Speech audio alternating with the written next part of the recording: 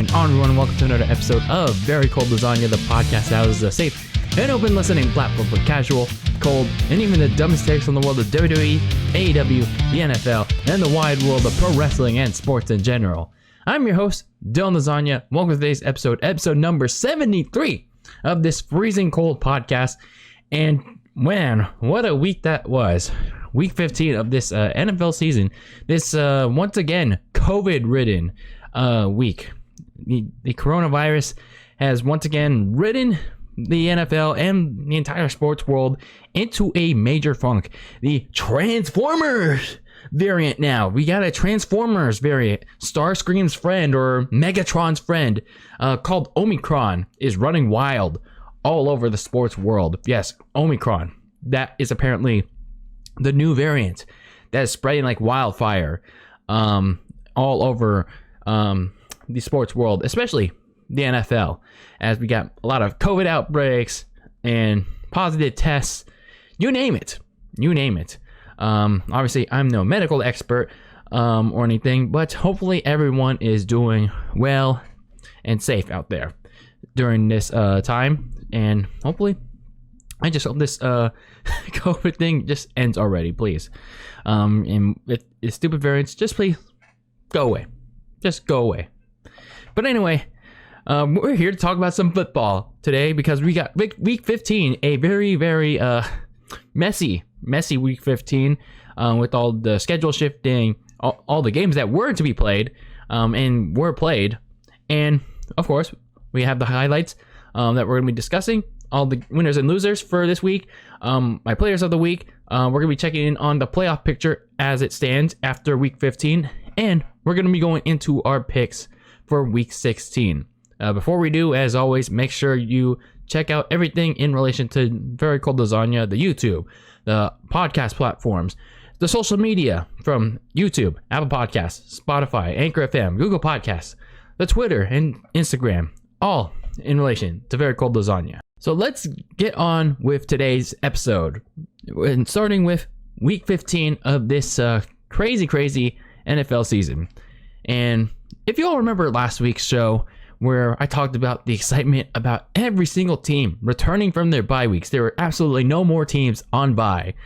Week 14 came and went, and the last four teams came out of their bye weeks. And week 15 was the beginning of the end. Everyone was going to come to play, whether for draft positioning or trying to make that last desperate playoff push, and only to either get in or end up failing.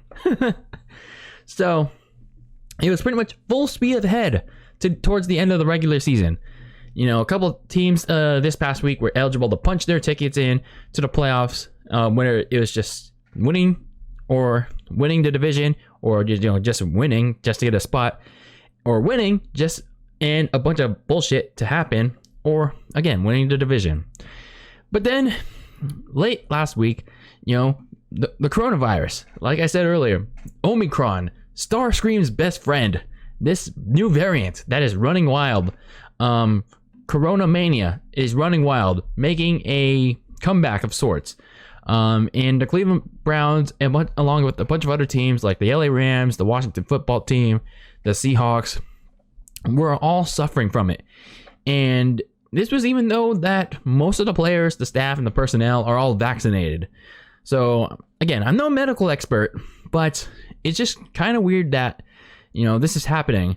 That this new variant is spreading like wildfire. And from what I heard, it's more contagious but less severe, which is what? I mean, again, I'm no medical expert, but it's just kind of weird to think about that, So earlier this last week, the NFL readjusted its COVID protocols. I think it was last Thursday.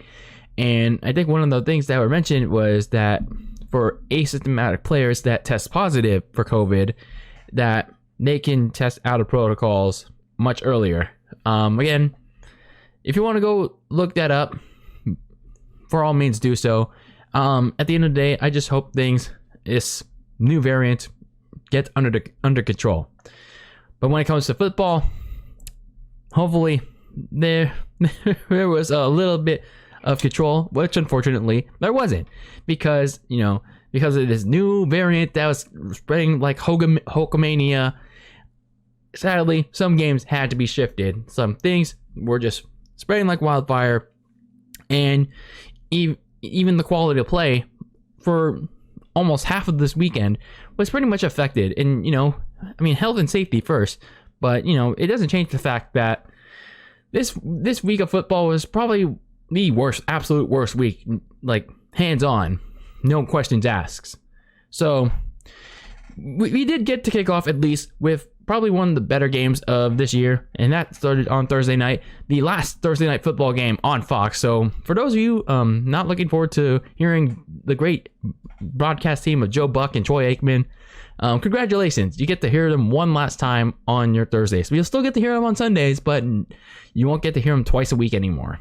So the Kansas City Chiefs beat the LA Chargers 34-28 in overtime. And, the Chargers, typical Chargers, they love to clip her up in LA. They got too aggressive at the goal line, and that opened the door for the Chiefs' big three and Patrick Mahomes, Travis Kelce, and Tyreek Hill to siege the day in overtime, as Travis Kelce, literally ran past just about everybody to get the game-winning score in overtime. So then we get to this Saturday game. It was supposed to be a doubleheader, but we'll explain what happened there. Pretty much the Browns had a COVID outbreak and it had to be pushed to Monday. So there you go. So we get some Saturday primetime action on NFL Network. The Indianapolis Colts, in a kind of like a stunner of sorts, beat the New England Patriots 27-17. And, the Colts defense played pretty well against Mac Jones and that Patriots running game. And the Jonathan Taylor, and pretty much, even though he was kind of contained for much of the game, he ripped and shredded through that Patriots defense eventually. And eventually, later on, the Patriots tried to make a comeback out of it. But Jonathan Taylor was just like, nope, I'm just going to bust through you and put any and all hopes of a Patriots comeback right in the grave. So the Colts get a big statement win over the Patriots, 27-17 in Indy. So then we get to the Sunday slate of games, starting with the early morning ones. The Cowboys beat the Giants 21-16. This is a game that nobody really cared to watch. I don't know why they decided to put this game on in the early morning slate in much of the country, because, well, the Cowboys defense rightfully bullied Mike Glennon so bad that the Giants finally decided to bring in Jake from State Farm in the last 2 minutes of the game. You couldn't have brought him in much earlier than that, really. And this was despite the Cowboys offense being awful as hell in this game. This was in spite of that, man. Come on. So yeah, that's pretty much what happened there. And then in the game where someone had to win only to lose ground on that number 1 overall pick, Davis Mills and the Texans decided to go ham on the Jacksonville Jaguars, who recently fired Urban Meyer for being a dumbass. And even though they fired Urban Meyer, it still wasn't enough for the Jaguars to absolutely suck donkey dick. So the Texans beat the Jaguars 30-16. The Pittsburgh Steelers beat the Tennessee Titans 19-13. It was pretty much a sloppy all-around affair in this one. And Tennessee, they've gone ice cold at the wrong time.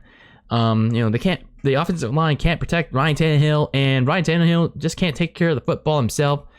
And the defense, they did their job, but they were getting tired, because of the offense's inability to produce, and that led to the leader of old men, Big Ben Roethlisberger, doing just enough to set up Chris Boswell, their kicker, to take some points and take the lead. And the Titans, you're not doing any favors by letting not just the Colts hang around, but also these washed ass Steelers around the playoff race. So the Miami Dolphins beat the New York Jets 31-24, and I'm kind of surprised this was a game that they let the Jets hang around in, because this was a sack fest, turnover orgy, yet kind of high scoring affair that the Dolphins managed to overcome. And after a 1-7 start, they're back at an even record, and their schedule the rest of the way is pretty manageable. I mean, it's a little too little too late, but if they win out, I mean, they won't make the playoffs, but 10-7, not so bad. And then, in probably the biggest upset of the year, the Detroit Lions. Yes, the crying Detroit Lions beat the Arizona Cardinals 30-12. And this is supposed to be your Super Bowl contender. One of them, at least. This Arizona Cardinals team, really?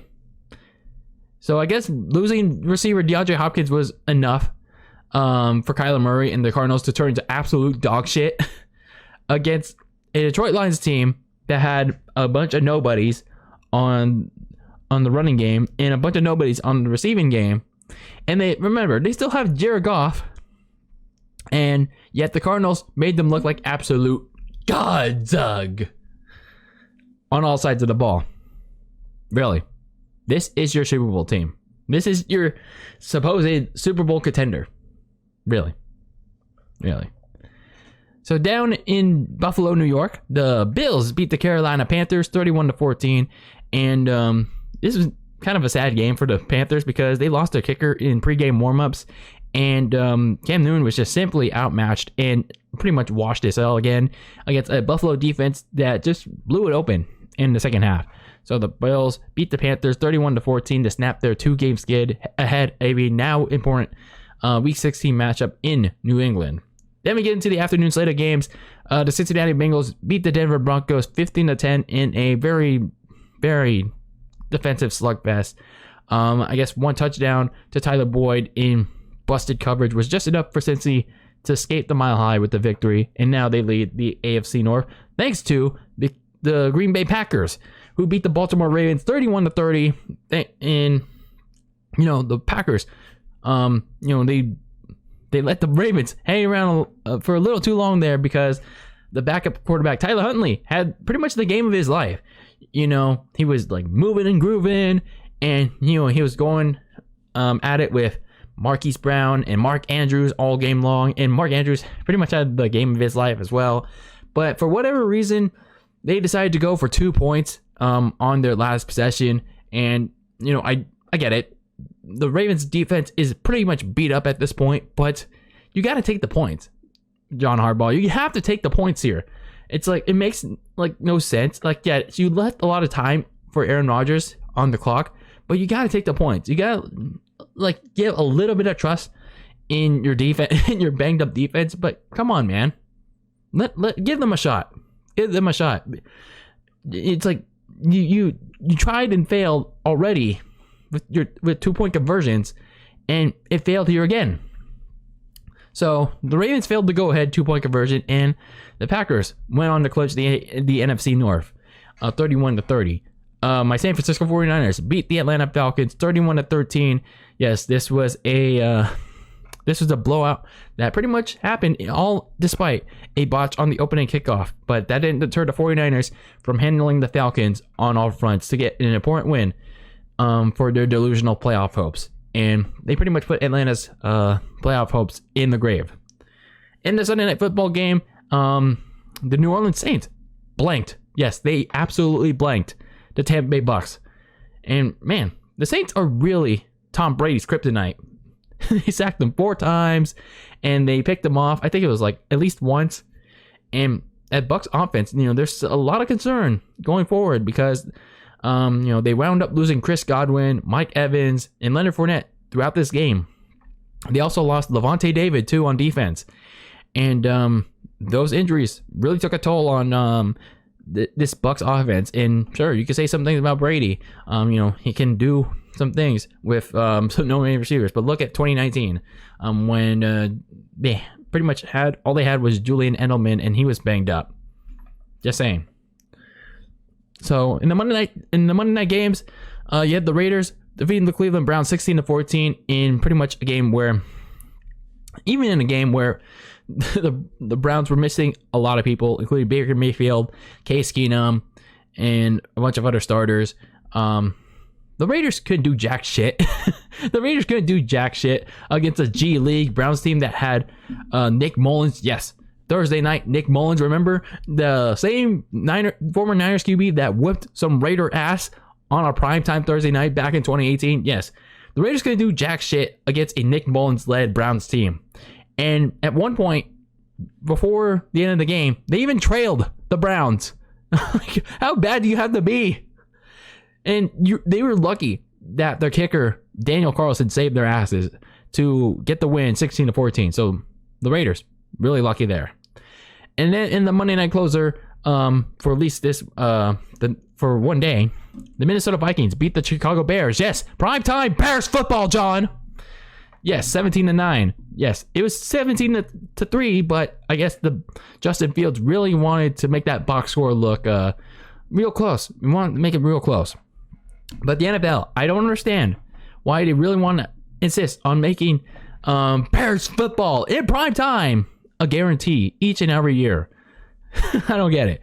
But no, this was even better. This had everything in it. It didn't just have Bears football. It had Bears football now guaranteed with a Kirk Cousins special. Yes, Kirk Cousins pretty much did the bare minimum in this game against this was a Bears defense, a Bears team overall that trotted out a defense plucked off the street. They didn't have any starters at all. And this is just an offense that was just peak Bears football. Unbelievable. I'd be damn near surprised if the Vikings hold on to this 7th seed at this point with the way they played. Unreal. So anyway, in the Tuesday slate of games, because yes, we have Tuesday night football again. The Philadelphia Eagles beat the Washington football team off their bye 27-17. Washington had their own COVID outbreak, and this game was moved to Tuesday. Some guy named Garrett Gilbert had to lead the offense because Taylor Heineke was on the COVID list, and he was already hurt. Kyle Allen was also on the COVID list, so they had to get a guy off the street named Garrett Gilbert. And, well, he did all he could. He managed to make it a close game in the second half, but Jalen Hurts in the rushing attack were just too much for Mr. Gilbert and a depleted Washington team that also lost Antonio Gibson in this game. It was just too much for them to overcome. So the Eagles beat the Washington football team 27-17. And in the closer of the week, the real closer of the week, the LA Rams finally put the grave in the Seahawks season. Finally, what the Niners couldn't do, the Rams buried the Seahawks 20-10. This game was moved to Tuesday also because both teams were having COVID outbreaks. This was an unnecessary defensive struggle for both teams, but Matthew Stafford found Cooper Kupp at the right time in the fourth quarter, and some icky, yucky rust cooking, and you know what I mean by icky rust cooking. It got the Rams the W. So the Seahawks are pretty much done at this point when it comes to playoff contention. They're just done. So yes, that was week 15 of this NFL season. It was icky, terrible. The quality of play was just, it was just yuck. Aside of a couple games, aside from the Thursday nighter and the Packer game, I guess. This week was not great. It's actually probably the worst week. Aside from I think it was week 7 where Josh Allen just had that Allenception. Yeah. Outside of that, though, probably the worst week ever. So yes, even though despite that, we still have some winners and losers to talk about. My first winner is, I can't believe I'm saying this, but the Detroit Lions. Yes, the Detroit Lions. Yes, the Crying Lions are my winner, at least for 1 week. And I do want to say, I don't understand why they continue to deter away from their golden destiny. First, they deterred away from 0-17, and that was taken away by the Pittsburgh Steelers because their dumbasses decided to fumble away the ball in field goal range. And then they decided to deter away from 0-16-1 because the Vikings dumbasses don't know how to play defense. And they let Jared Goff throw to Amon St. Brown in wide open for the game-winning touchdown. And then they decided to throw away, at least for now, the number 1 overall pick in April because I guess now it was the time to start winning games. In all seriousness, though, you got to give them credit. They clearly surpassed the Jaguars for the biggest upset of the year by far. They completely mauled. They completely put their baby lion claws on the Cardinals. They pretty much put their claws up, and then they just scratched the red wings of the Arizona Cardinals. I mean, again, these no-name receivers that are Amon-Ra St. Brown and Josh Reynolds and Craig Reynolds, the running back, they did a lot in this game. They were big contributors on offense. And then on defense, they somehow managed to squeak past Arizona's offensive line, and who played terrible. And they harassed Kyler Murray all game long. They didn't let him run like as if he was in a video game, like running around. Oh, look at me, I'm gonna run around in circles. They didn't let him do that all game long. They sacked him at least 3 times, and they almost got a pick 6 out of him. They picked him off, and they almost ran it back to the end zone for 6. They almost got him. They got him in this one. So, the Lions' destiny of many is no more. But hell, I think they got their biggest win of the season by far. And, I think Dan Campbell can build upon it next year, going to next year. The Kansas City Chiefs, they outlasted the Chargers with, I think, perhaps the most needed performances from their 2 best players, 2 of them at least, in Tyreek Hill and Travis Kelce.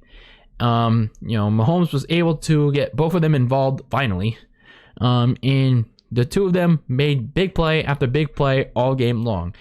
And when you have that big 3, along with its supporting cast and the defensive play you've been seeing from the Chiefs, not including this game on Thursday night, and when you put all that together, the Chiefs, oh my God, we might see them again in the Super Bowl. God damn it. The Indianapolis Colts, they came out of their bye week looking to build on the momentum they've been having for the last month or so, and it looked like they didn't miss a beat. The defense played with conviction. They were all over Mac Jones for much of the game, and they closed the gap on Ramondre Stevenson and Brandon Bolden all game long. And Jonathan Taylor, you were gonna simply contain him all game long. No way at all. So the Patriots defense almost bottled him up, but they couldn't bottle him up on pretty much the game sealing big touchdown run before the 2-minute warning. So if the Colts can get Carson Wentz to play a little more consistent too, get him involved, get him to throw a little bit more, this team can be really dangerous in the playoffs. And then the New Orleans Saints, yes, their season's pretty much derailed after Jameis Winston tore his ACL in the last meeting with the Bucs at home. But man, they surely made a statement. They surely have Tom Brady's number, especially on Sunday nights. The Saints defense made Brady look like a pussy all game long. And granted, they were losing players in an instant. But even then, this was before this was happening. Tom Brady was getting rattled by Cam Jordan and the rest of the Saints defensive line, and the Saints pretty much gave Brady no time to throw in this game at all. And when Tom Brady decided to run out of the pocket, I don't know who it was, but they managed to punch out the ball out of Brady, and a forced fumble out of Brady. Holy crap! So shutting out Tom Brady on the road in prime time, this Saints team, they may not go anywhere this year just because of all the injuries, but man, this has to feel like a big win for this team. That was for some of the losers. Oh man, the Arizona Cardinals. Everyone's preferred playoff contender, preferred Super Bowl contender. Oh boy, I don't know what to say about them, man.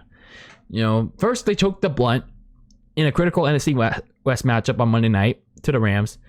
If you thought that was bad enough, just look at how they decided to fuck it up. Look how they decided to follow it up on the next Sunday in Detroit.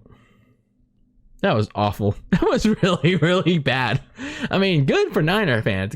Good for the rest of the NFC West. But holy shit. This was just objectively terrible. Kyler Murray not only just looked like a deer in the headlights, but he played. I'm sorry to say this. Is it just me, or did he play like how Jimmy G would. He would play like Jimmy Garbage Fail. You know, instead of going for his typical immediate or deep throws, or just like trying to like run like as if he was playing tempo run, like all around the pocket behind the line of scrimmage. I mean, he did make his scrambles, but instead of going for those big throws that I just said, he decided to go for the yak checkdowns.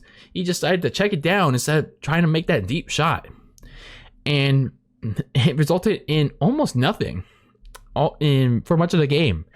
And yes, the offensive line did him no favors in this game. The offensive line made the defensive line of the Lions look like gods. But ultimately, Kyler Murray is responsible for making the plays, making the throws, helping out his receivers. And yes, pretty much everyone involved did each other no favors. So it's no surprise that the Cardinals are having yet another late season choke. They did it last year. But holy hell, this one takes the cake. And this really makes you wonder, this really makes you question, are the Cardinals really legitimate playoff contenders? Are they really gonna beat someone like Tampa Bay or the Green Bay Packers, or hell, even the Dallas Cowboys, who they face in 2 weeks? Are they gonna beat any of those teams when they're playing like this against a bottom barrel bound for a top pick in April team? My God. And then my other losers, the Tennessee Titans. You know, when the Colts continue to heat up, the Titans have completely gone into the very cold fridge and eaten that very cold lasagna. Make sure you subscribe. You know, the offensive line can't protect Ryan Tannehill, as evidenced on Sunday to a beat-up Pittsburgh Steelers D-line.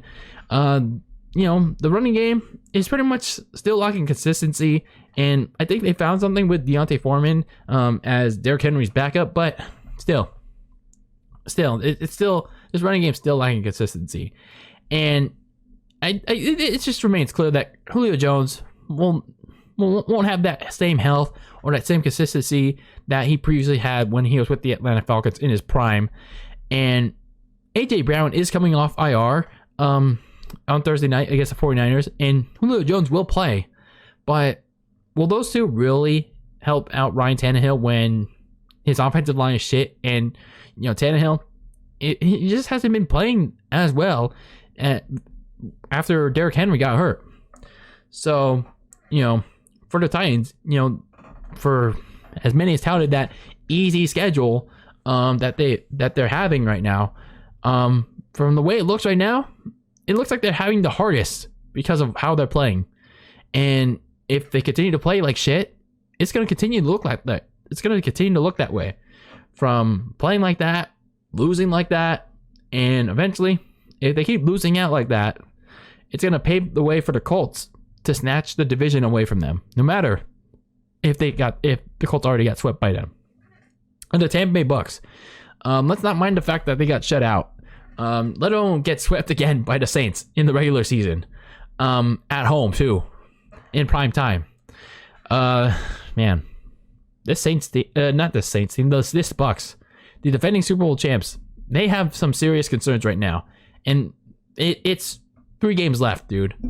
You know, Sunday night you lost Leonard Fournette for the season. You lost Chris Godwin for the season.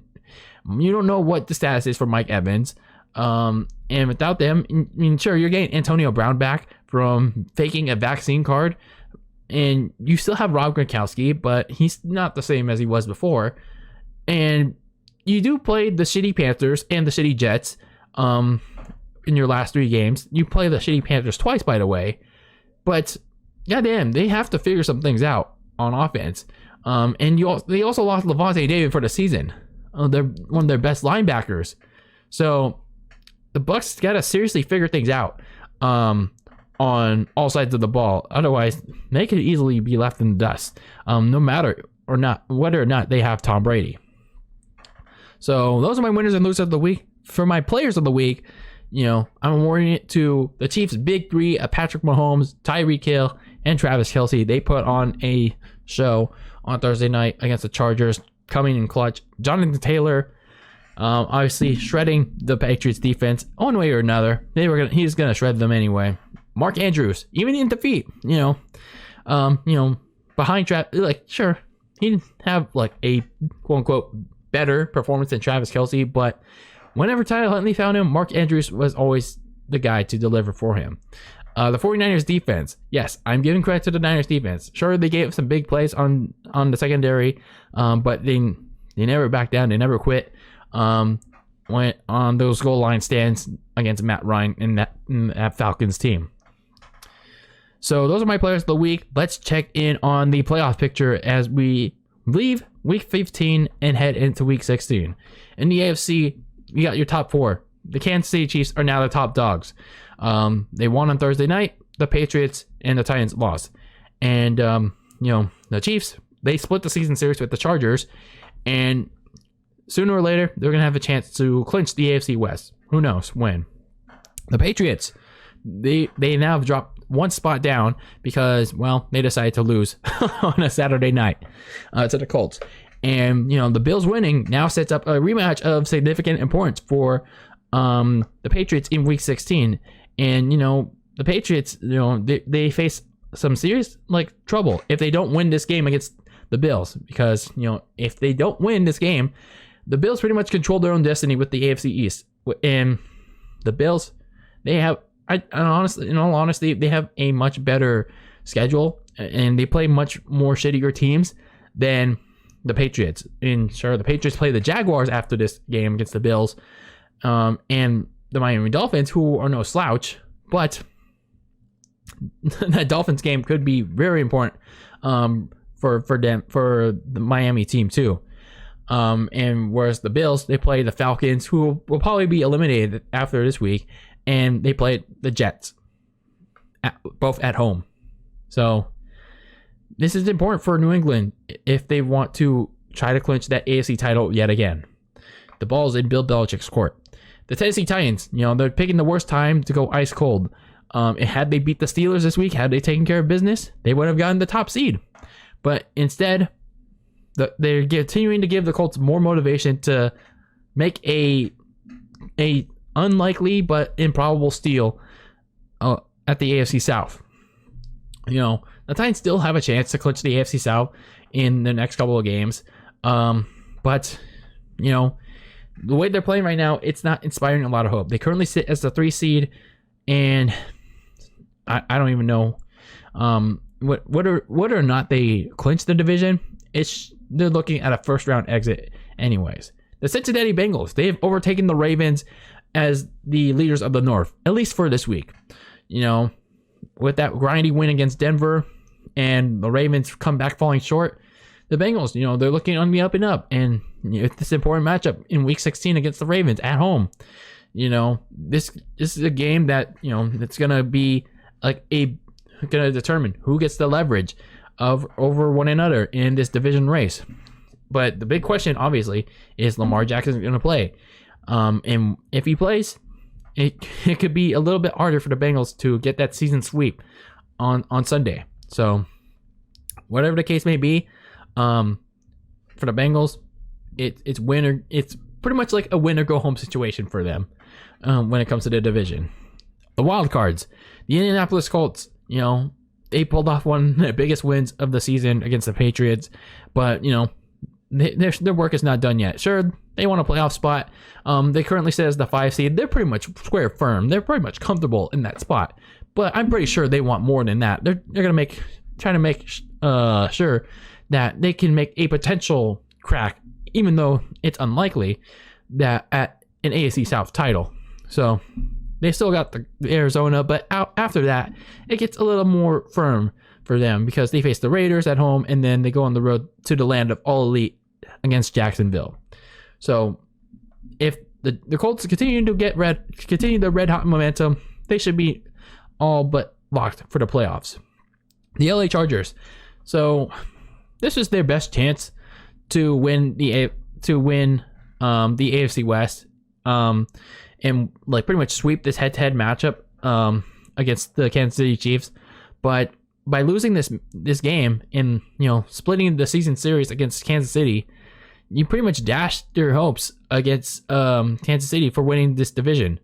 So it's not out of the question. But now you have to hope that Kansas City struggles back to their week 12 form, and they lose out for the Chargers to have a realistic chance. So for all intents and purposes, they're going to have to settle for a wild card berth at this point. And, they're in pole position for it, but for a Chargers team that had its hopes for more than that, it's kind of disappointing. Speaking of disappointing, the Buffalo Bills, they're pretty much in danger of being on the outside looking in if they don't take this next 3 games seriously. I mean, sure, they had a little bit of a touch stretch, but still, the 7th seed is pretty much not what the Bills had in mind. Those losses that they took early, mid-season, it's coming back to haunt them a little bit. But that said, like I said earlier, this game on Sunday against New England becomes must win, thanks to the Patriots losing. It's a disappointing state of affairs for Buffalo, but you got a chance to right the ship if you beat New England, and if you beat them, you take that spot back as the leaders of the division. And then you got the ones on the outside looking in, the Baltimore Ravens. You lost on Sunday against the Packers, and yes, Tyler Huntley did as much as he could, but it just wasn't enough. This team is just too beaten up by injuries and COVID, and if you take another loss to the Bengals, you're pretty much near elimination. You're pretty much done at this point. Because after the Bengals, you got the Rams and then the Steelers. You're done. Speaking of the Steelers, I don't understand how they decide to stay around. You got the leader of old fucks, Big Ben Roethlisberger, deciding to win games when I guess they want to have Big Ben try to ride off in the sunset. I guess, but I don't think it's happening when you got a date with the Chiefs on Sunday, and that's the last thing the Steelers need to keep their faint division hopes alive. Then, for whatever reason, the Raiders and Broncos are still in the hunt. Yeah, let's not talk about it. And the Miami Dolphins. We can talk about this because, they managed to turn a 1-7 start to the season into a 7-7 record at this point with a 6-game winning streak. And I do commend them for it, but at this point, with how much better the competition is playing up front with the 7 spots in the playoff race, I just don't think it's going to happen for them, kudos to who's their head coach. I always forget the name, but I just don't think it's happening for the Dolphins. And I do think they'll get a winning record, but I just don't think it's the playoff spot is going to happen for them. So on the NFC side, the Green Bay Packers, they already clinched the division. The focus now is just clinching that top seed. And, with the Browns, the Vikings, the Lions all on tap to finish the season, I think it seems ideal that the Packers are going to pretty much wrap that up. But anyway, the Dallas Cowboys, this is the highest an NFC East team has ever repped, since 2017. A 2 seed. Pretty much the highest seed that the Cowboys so far, at least for 1 week, has gotten. Since the Philadelphia Eagles clinched the top seed in the NFC in 2017. So they're actually in this spot thanks to the Cardinals losing to the Lions and the Bucs losing to the Saints. And at this point, they're the clear favorites to win the division. And after that, they can make a push for the 2 seed. The Tampa Bay Bucs, they had a chance this week to win the division on Sunday night, the NFC South, but when they were injured as all hell, even then, the Saints continued to be Tom Brady's kryptonite and decided to play a little spoiler. And now comes the question of how much of an effect will the injuries to Mike Evans, Chris Godwin, Leonard Fournette on offense, and Levante David on defense, how much of an effect will have on the entire team? So either way, the Bucs, they still have a shot to clinch the division with the win for pretty much all their games, unless Tom Brady decides to look like a washed ass fuck in these next 3 games. The Arizona Cardinals and the LA Rams. I put them both here, even though the Rams are the 5 seed. That's because both teams are in a virtual tie with one another. Yes, that is right.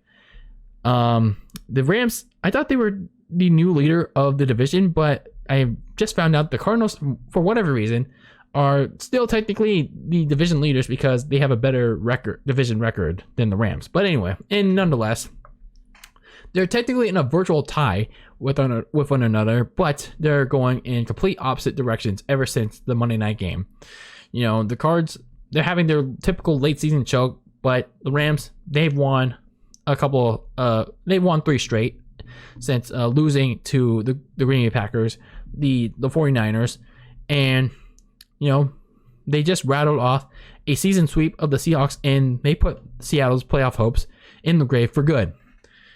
The Rams at this point are pretty much putting all the heat on Arizona, and especially so given that they've been playing well, and they got a pretty decent schedule the rest of the way to finish out the season with the Vikings, the Ravens, the beaten up Ravens, and the 49ers to finish the season, compared to Arizona with oh boy, the Cowboys, the Colts, and the Seahawks. I mean, the Seahawks were probably pretty much done at that point, but still, those 2 games before, oh boy, it's going to be a game of who blinks first for the NFC West. And then the wild cards, the 49ers. Yes, this is with Jimmy G and that secondary. San Fran is square firm in that delusional ass playoff chase. Still though, they took care of their business. They took care of business at home against Atlanta, against a pretty bad team, and they put Atlanta's own playoff hopes for dead. But Week 16 presents, another challenge for the 49ers on a short turnaround against the Tennessee Titans on the road. And as it stands right now, they'll have Julio Jones and A.J. Brown for that game. And, the Niners are pretty vulnerable in the passing attack. So, even then, the Niners, I think, for as much as I don't want it to happen, for as much as I think it's delusional, I think they're going to continue to hold serve at that 6th seed just because whoever's at the bottom with the 7th seed, it's just a mess. Speaking of the bottom of the barrel, this is the category I like to call whoever wants that 7th seed. Yes, we got the Minnesota Vikings, the Philadelphia Eagles, and the New Orleans Saints.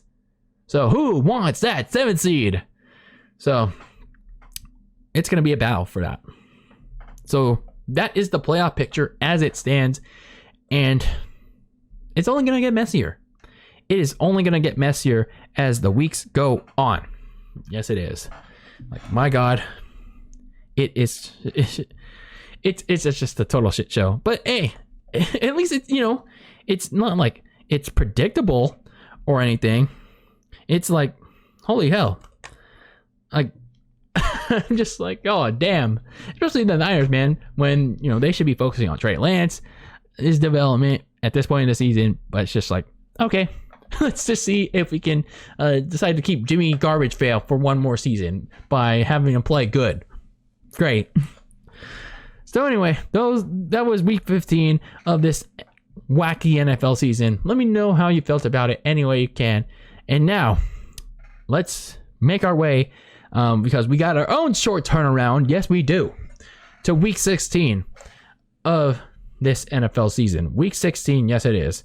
So, it brought out some of the best and most of the worst. Yes, I'm talking about week 15.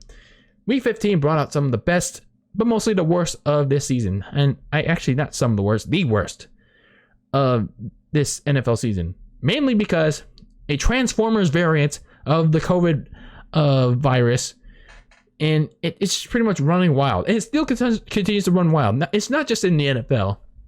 It continues to run wild in the NBA, the NHL, pretty much everywhere. And it's ran wild so bad that the NHL, it's closed operations until Christmas weekend. So, and this is even when a lot of players, a lot of staff are vaccinated. And yet, this Transformers variant that's like Starscream's friend and Megatron's buddy, called Omicron, is running wild like it's 1989. I don't know why I decided to use 1989, but it's something, okay? But anyway, I understand health over everything, but it just doesn't change the fact that it's just a darn shame seeing some of these games look like a total incomplete product. It like some of these games, like the Eagles and Washington game, it just didn't look like a game where the Eagles were putting on a complete performance against a Washington team that was just beat up by COVID. I mean, yes, I get you got to play with what you have, but my God, it was just kind of a mess for some of these games. And the pandemic train isn't going to be slowing down because of the COVID variant that is Omicron. I just hope nonetheless that these games will be played in a meaningful manner and they stay meaningful and they don't get moved around because of these COVID outbreaks. Like, please, can we not have any more? Like, God damn. So, week 16 continues to bring us a lot of playoff importance, and we got some playoff clinchers considerations for the week. So, in the AFC side, the Chiefs. Remember those Chiefs that I talked about earlier? How they no longer have to worry about the Chargers, at least for when it comes to tiebreakers.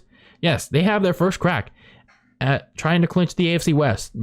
All they have to do is beat the Pittsburgh Steelers. Yes, the P. All they have to do is beat the Steelers at home, and whatever reason, all they have to do is hope that the Chargers clip her up in Houston against the Texans. I don't believe that'll happen because the Texans just overall suck, even though Davis Mills has been playing a little bit better. But if the Chargers somehow clip her up in Houston, the Chiefs, if they beat the Steelers, will win the division. Meanwhile, the Patriots and the Bills are having a very important Week 16 matchup in Buffalo. In Foxborough. And, this is a very important one for the AFC East. The Patriots win, they get the division tiebreaker over the Bills. And if the Dolphins lose on Monday night, the Patriots can get the AFC East. However, if the Patriots lose this game, the Bills, they control their own destiny. And I know it's not related to Week 16, but over the final 2 weeks of the season, if the Bills win out, the division is theirs, pretty much at that point. The Titans get their third chance to clinch the AFC South, and that's if they beat the 49ers on Thursday and the Colts lose to Arizona on Christmas night. Now, whether or not that happens, that remains to be seen. In the NFC side of things, it's NFC East or bust for the Cowboys on the brightest lights of Sunday night. Yes, this game is still happening on Sunday night. It's win against Washington, and division is all but theirs. It's that simple. For the Bucs, it's also simple for them. All they have to do to win the NFC South is beat up on a washed-ass Cam Newton and the Carolina Panthers on the road. For the Arizona Cardinals and the LA Rams, they have a chance to clinch their playoff spots with wins over the Indianapolis Colts and the Minnesota Vikings, respectively. Now, personally, I'll tell you in my picks later on. For the teams facing elimination, yes, you got a couple of them this week. But for the teams already eliminated, you got the Chicago Bears. Yes, Bears football has turned into meaningless Bears football. The Bears, the Lions, the Jets, the Texans, and the Jaguars have all been eliminated already at this point. So they're pretty much focusing on the draft. Oh, wait, the Bears don't have a first-round pick. So, haha. So more teams are bound to follow suit. So in the NFC side, the Panthers, the Seahawks, and the Giants all facing elimination this week.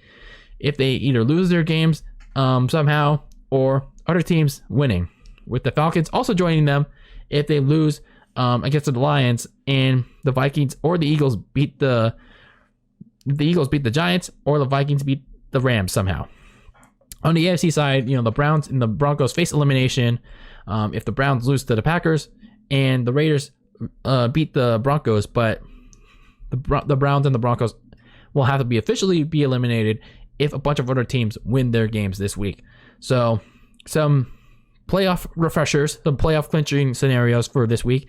And realistically, there are some that I think will happen, some others not so much. But we're going to get into it as I get into my game picks right here and right now. Starting with the Thursday night game against the San Francisco 49ers, taking on the Tennessee Titans as my rumbling ass continues to get through these picks. for as much shit as I give Jimmy G and this horrid 49ers secondary, I think this will be a game where Jimmy Garoppolo and this offense torches the Titans. The Titans defense, it's better on the defensive line, the front seven, but where the Titans fail is their secondary. The secondary can be exposed big time, and that's if Jimmy G commits to throwing it to George Kittle, throwing it to Deebo Samuel, throwing it to Brandon Ayuk, and if Jimmy G cuts down on the mistakes, he will torch their asses. And now on the defensive side, Nick Bosa and this defensive line is bound to have a field day against this Titans terrible offensive line. So have at it with Ryan Tannehill. So I'm going with the 49ers on their early Christmas gift on a Thursday night. So we get some Christmas Day football. Yes, Christmas Day football. If, some things happen. Granted that there's no postponements. Starting with the Cleveland Browns traveling to the Pack, to Lambeau, to take on the Green Bay Packers. The Packers' quest to get the top seed, it'll be gifted with an ass whipping on the COVID depleted Browns. Yes, the Browns are not as COVID depleted, but they're still a little COVID depleted. And the Browns, sorry, they'll be getting lumps of poop smelling coal in their stockings to remind them that they still remain the skid marks of the NFL, at least for this year. So I'm going to roll with the Packers. And then in the nightcap for Christmas, the Indianapolis Colts take on the Arizona Cardinals in the desert. The Jonathan Taylor show is going to continue against the Cardinals defense. And, this is the Cardinals team that just allowed Jared Goff and the Lions to go absolutely bonkers on them. So, yeah, I'm not rolling with the Cardinals. Give me the Colts. So then we get into the Sunday slate of games. Starting with the early morning games, the New York Giants take on the Philadelphia Eagles in Philadelphia. And you really expect me to pick Jake from State Farm and this depleted, injured as fuck Giants team? Do we even actually know Jake from State Farm is going to be starting? Or is it going to be Mike Lennon, that meme? Yeah. But either way, Jalen Hurts in that rushing attack, even on a very short turnaround, they're going to continue to pounce all over a beat-up Giants team that just doesn't know who it's going to be starting at quarterback. So give me the Eagles. The LA Rams take on the Minnesota Vikings in a matchup of playoff importance for both teams. The Rams need to win to surpass Arizona in the NFC West, and the Vikings need an upset of sorts to keep its foot in the back door of the playoffs. The Rams, they're also on a short turnaround. They're just going to have too much firepower on offense with Beckham, Cooper Kupp, Van Jefferson, and then Sony Michel is now being incorporated into that offense. And, Matt Stafford's faced Kirk Cousins in division for like what? 2-3 years when Matt Stafford was in the NFC North. So he already knows what it's like to lose to the dude. But he's going to squeak out this win over the Vikings. So in another matchup of importance, the Buffalo Bills take on the New England Patriots in a matchup that I've discussed heavily all throughout this episode. This is a rematch of Week 13 that's not going to have the crazy-ass weather conditions that the one in Buffalo had. And this one is pretty much for all the AFC East marbles. Now, granted, the Patriots can't officially clinch the division until Miami loses somehow to the New Orleans Saints the next day. But, this is pretty much a win, and you gain full control for New England. But they lose, the Bills controlled their own destiny. But, I just don't think that Mac Jones in an actual weather situation, he just hasn't shown just yet that he can beat other teams, quality teams, especially against a good Bills defense, despite not having Tre'Davious White in not weird conditions. Now, Josh Allen, on the other hand, should get back his win and regain control of the AFC East, so I'm going to roll with the Bills. The Tampa Bay Bucks and begin their life without Leonard Fournette and Chris Godwin, at least for this season, as they head on the road to start the 2-game road trip, starting with the Carolina Panthers. They still face questions about how the injury bugs are going to affect them on offense, but either way, a Brady bounce back is primed against a washed ass Cam Newton either way. So give me the Bucks. Give me the Bucks all the way. And it's another game. It's another week of who wants to give up that number 1 overall pick, because the Jacksonville Jaguars take on the New York Jets in the Big Apple. It's Trevor Lawrence versus Zach Wilson, first versus second overall pick from the 2021 NFL Draft. Whoopee! So who wants to give up that number 1 overall pick? And I think it's going to be the Jaguars that give that shit up, as they'll hand it over like a Christmas gift to the New York Jets. So give me the Jaguars for whatever reason. Yes, the only time I'm picking the Jaguars to win a fucking game. Then down in Atlanta, the Detroit Lions take on the Atlanta Falcons.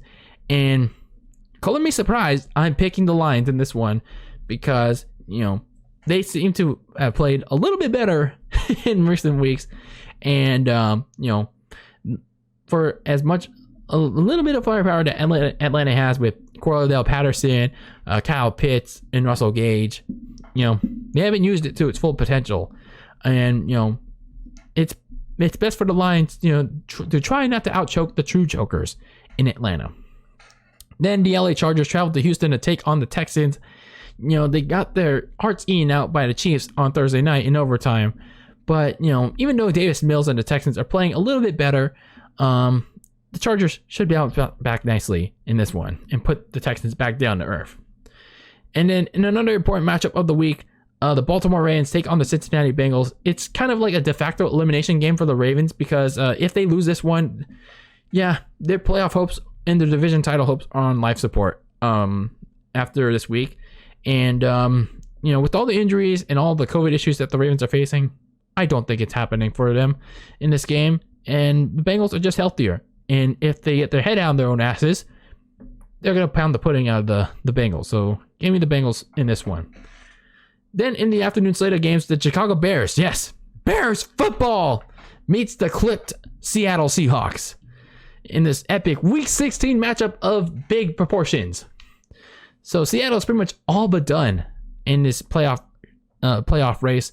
So they might as well build up Russell Wilson's trade value here going forward. So the Seahawks, just going with the Seahawks over Bears football.